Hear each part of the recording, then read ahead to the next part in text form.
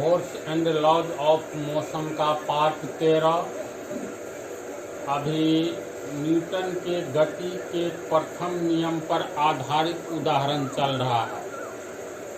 जैसे इससे पहले वाला पार्ट में भी इस टाइप की बात बतलाए हैं। इस पार्ट में पहला क्वेश्चन, दौड़ता हुआ व्यक्ति एकाएक रुक नहीं सकता है, क्यों? मान लो एकाएक रुकने के लिए रुक जाएगा तो क्या होगा? प्रैक्टिकल किया है। तेज गति से दौड़ता हुआ व्यक्ति एकाएक रुकेगा तो आगे की ओर गिर जाएगा। ऐसा होगा? क्यों होगा?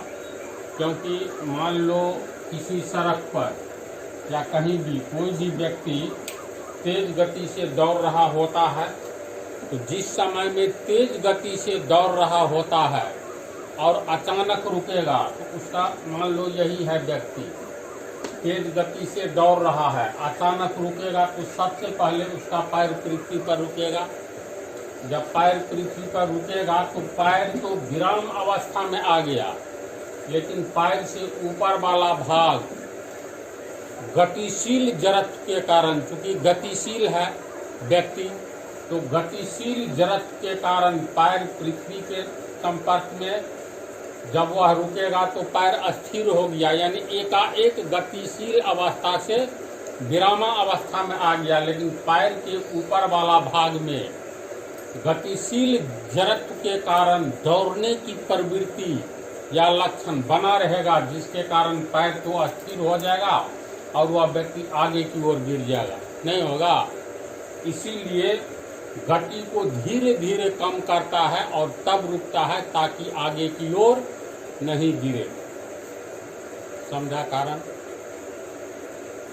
तो सेम कहानी ये व्यक्ति में ही नहीं होती है। तू मान लो 40 किलोमीटर या 50 किलोमीटर या 60 किलोमीटर प्रति घंटे की रफ्तार से बाइसाइकिल चलाओ या मोटरसाइकिल चलाओ या कोई गाड़ी चलाओ, अगर एकाएक ब्रेक लेते हैं तो क्या होता है? एकाएक ब्रेक लेने पर भीतर में बैठा हुआ आदमी या मोटरसाइकिल पर बैठा हुआ आदमी, मोटरसाइकिल पर एकाएक ब्रेक लोगे तो मोटरसाइकिल तो अस्थिर हो गया, लेकिन चूंकि मोटरसाइकिल के संपर्क में व्यक्ति का बैठा हुआ भाग, कमर वाला पोर्शन जो रहता है वह अस्थिर हो जाएगा, लेकिन कमर से ऊपर वाला भाग गतिशील जड़त्व के कारण गतिशील अवस्था में आगे रहना चाहेगा। इसलिए देखना, अचानक तू ब्रेक लोगे, आगे की ओर बैठा हुआ, ऊपर में बैठा हुआ व्यक्ति झुक जाता है। ऐसा होता है। तो इस टाइप के क्वेश्चन का आंसर क्या होगा? दौड़ते हुए व्यक्ति एकाएक नहीं रुक सकता है। अगर एकाएक रुकेगा तो वह आगे की ओर गिरेगा। देखो, पीछे की ओर नहीं, दाएं की ओर नहीं, बाईं ओर नहीं, बल्कि दौड़ रहा है सीधे आगे की ओर। जब आगे की ओर दौड़ रहा है तो पैर अचानक गतिशील अवस्था में से रुकने पर विराम अवस्था में आएगा, लेकिन पैर के ऊपर वाला भाग में गति में रहने की प्रवृत्ति होगी, क्योंकि गतिशील पिंड में गतिशील जड़त्व होता है और अस्थिर पिंड में अस्थिर जड़त्व होता है, विराम का जड़त्व होता है ना। तो एकाएक रुकने पर व्यक्ति का पैर पृथ्वी के संपर्क में आने पर रुक जाएगा, लेकिन इससे पैर के ऊपर वाला पोर्शन गतिशील जड़त्व के कारण आगे जाने की प्रवृत्ति रखेगा और व्यक्ति आगे की ओर गिर जाएगा। इसीलिए कोई भी व्यक्ति अपनी गति को, तेज गति से जब दौड़ रहा होता है और रुकना होता है तो अपने गति को कम करते जाता है कुछ दूर तक और तब रुकता है ताकि आगे की ओर नहीं गिरे। समझ गया? इसको लिख दे।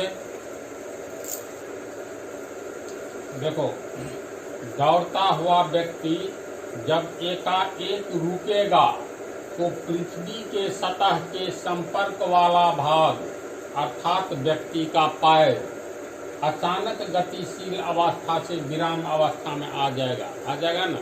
क्योंकि रुकेगा तो पृथ्वी के संपर्क में तो उसका पैर है, पहले पैर रुकेगा, लेकिन पैर का ऊपर वाला भाग गतिशील जड़त्व के कारण अपनी गति को बनाए रखना चाहेगा और इसलिए वह आगे की ओर गिर जाएगा।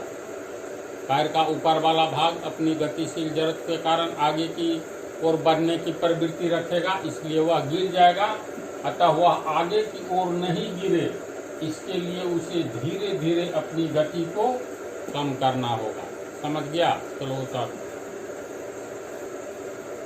दूसरा क्वेश्चन, चलती हुई बस से बाहर कूदते समय सावधानी की आवश्यकता होती है, क्यों?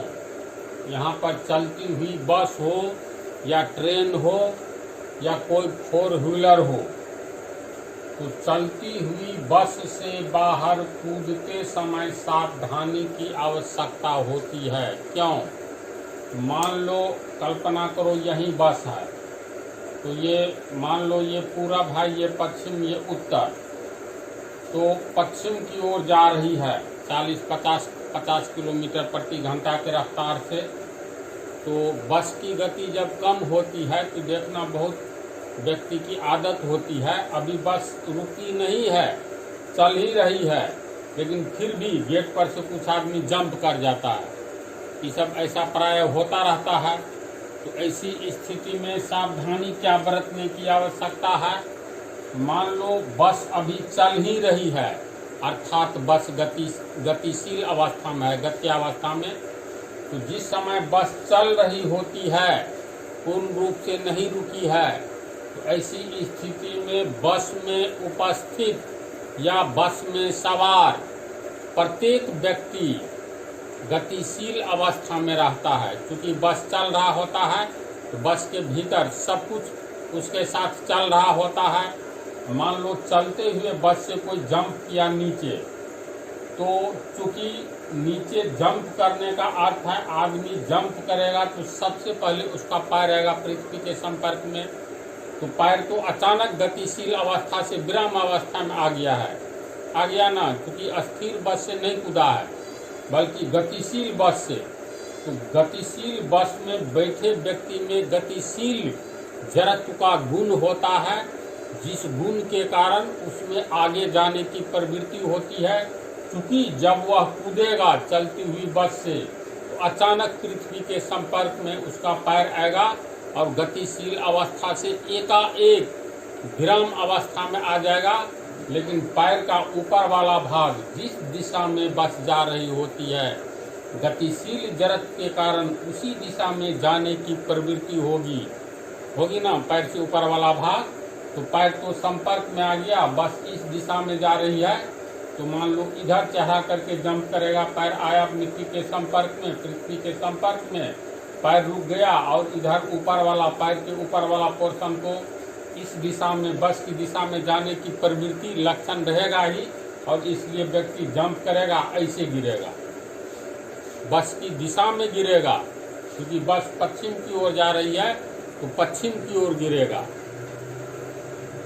सेम कहानी ट्रेन में भी होती है। जैसे मान लो ट्रेन इस दिशा में जा रही है, धुआं निकल रहा है, ट्रेन की दिशा ये है। अभी ट्रेन स्टेशन पर पहुंचने से पहले उसका देखना स्पीड घट जाता है। जब स्टेशन पर पहुंचता है तो स्पीड इसका घटाया जाता है। स्पीड घटा, गाड़ी अभी रुकी नहीं कि देखना जो गेट पर से कुछ आदमी नीचे जंप करता है। तो ऐसी स्थिति में क्या होता है, जब नीचे जंप करेगा तो ट्रेन में उपस्थित व्यक्ति अभी गतिशील अवस्था में है और चूंकि ट्रेन चल रही है, जब जंप करेगा स्टेशन पर तो पैर उसका स्टेशन के सतह के संपर्क में आएगा, एकाएक गतिशील अवस्था से विराम अवस्था में आ जाएगा। लेकिन पैर का ऊपर वाला भाग ट्रेन की गति की दिशा में गति करना चाहेगा गतिशील जड़त्व के कारण, इसीलिए वह व्यक्ति ट्रेन की दिशा में गिरेगा। तो यहाँ पर जो ये क्वेश्चन है, चलती हुई बस या ट्रेन भी दे सकते हो। चलती हुई बस या ट्रेन से बाहर कूदते समय सावधानी की आवश्यकता होती है, क्यों? क्योंकि ट्रेन गतिशील अवस्था में रहता है तो उसमें उपस्थित या बैठे हुए व्यक्ति भी गतिशील अवस्था में रहता है और चलते हुए ट्रेन से कूदने पर व्यक्ति का पैर जब प्लेटफॉर्म के सतह पर पड़े या नीचे में किसी भी सतह पर पड़े तो पैर अचानक गतिशील अवस्था से विराम अवस्था में आ जाता है, लेकिन पैर का ऊपरी भाग गतिशील जड़त्व का गुण होने के कारण ट्रेन की दिशा में बढ़ने की प्रवृत्ति रखती है और इसलिए वह ट्रेन की दिशा में गिर जाता है। बात को समझ रहा है? नहीं समझ रहा है तो बोलना, इसका भी आंसर लिख दिया जाए। देखो जो समझा है उसी को लिख दिए हैं। चलती हुई बस गतिशील अवस्था में रहता है तथा बस के भीतर बैठे सभी व्यक्ति गतिशील अवस्था में रहता है।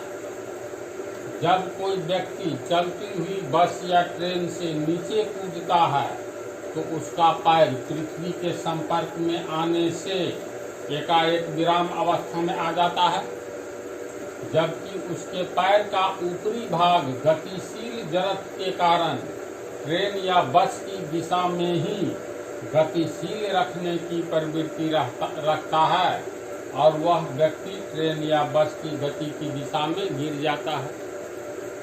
समझा चित्र? चलो तीसरा लास्ट क्वेश्चन। लंबी कूद का खिलाड़ी कूदने से पहले तेज दौड़ता है, इसका कारण क्या है? देखो लिख दिए हैं, इसी में समझा देते हैं।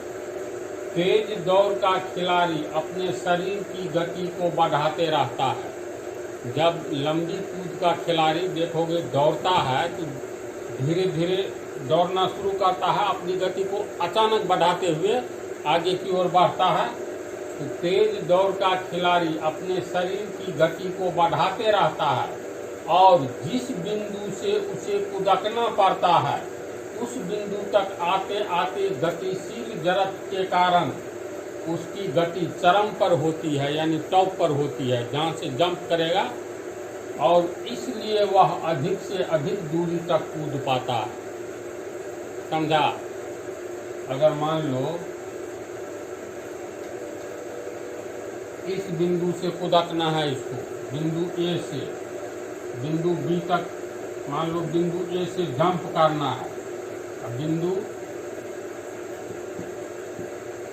बिंदु एस से वह दौड़ना शुरू किया तो देखना इस बिंदु से जंप करना है तो धीरे धीरे अपनी गति को, शरीर की गति को तेज करते जाता है और यहाँ तक आते आते सर्वाधिक तेज कर लेता है और अचानक जंप करता है। तो गतिशील जड़त्व के कारण इस बिंदु तक आते आते उसकी गति सबसे अधिक हो जाती है और एकाएक चूंकि गतिशील जड़त्व के कारण उसकी गति सबसे अधिक इस पॉइंट पर होगी जिस पॉइंट से उसे कूदना रहता है। तो अत्यधिक गति के कारण वह अधिक से अधिक दूरी तक जंप कर पाता है। गतिशील जड़त्व के कारण अगर वह मान लो धीमा गति से आएगा यहाँ तक तब जंप करेगा तो मुश्किल से जहाँ तक जाना चाहिए था उससे कम दूरी पर आएगा। ऐसा प्रैक्टिकल भी करके देख सकते हो। इस कारण को समझा? उतार लो। और इस पाठ में 3 कारण हुआ, अब अगले पाठ से